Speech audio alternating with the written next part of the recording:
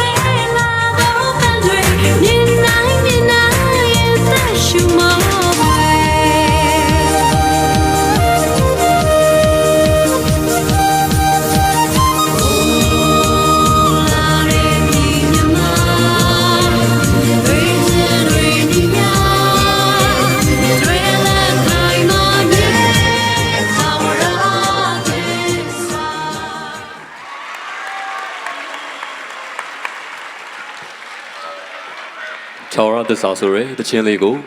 မပြောင်းလဲနိုင်သောဂရုသစ္စာခိုင်မြဲသောယုံကြည်မှုနဲ့စိတ်နှလုံးရဲ့နှက်ဆိုင်သောခံယူချက်များကိုခံစားချက်အပြည့်နဲ့တေးသရုပ်ဖော်ကပြပေးသွားတယ်။ Grade 9ကျောင်းသားကျောင်းသူလေးများအားလုံးကိုအထူးဝင်ကျေးဇူးတင်ရှိပါရခင်ဗျာ။